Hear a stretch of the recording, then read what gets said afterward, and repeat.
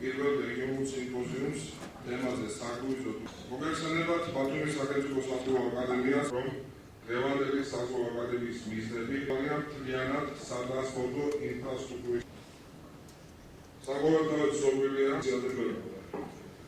აუცილებლობას ეროვნების მოსამზადებლების სახით მიიღებს კონკურენტულ სასწავლებელთან ერთად ბათუმის სახელმწიფო საზღვაო აკადემია. გარკვეულ დახმარებას გაუწევს როგორც საკრუიზო მიმართულება ცნობილი მიზანი მისი არის, რომ ერთად შეიკრიბოს სახელმწიფო სტრუქტურების, ბიზნეს სტრუქტურების, საგანმანათლებლო დაწესებულების წარმომადგენლები და ერთად განვიხილოთ ის პრობლემები, რომლებიც არსებობს საკრუიზო ტურიზმის განვითარებასთან მიმართებაში და დავსახოთ ერთად გზები ამ პრობლემების მოგვარების ერთობლივად უნდა განვითარდეს და არა რომელიმე პორტისთვის და ქალაქისთვის.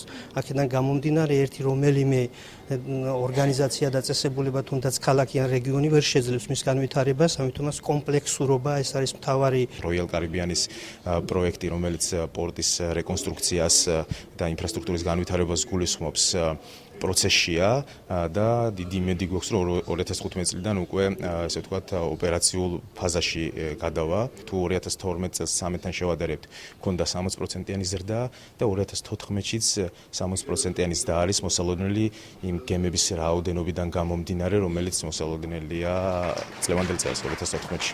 შემდეგ როცა უკვე სახელმწიფო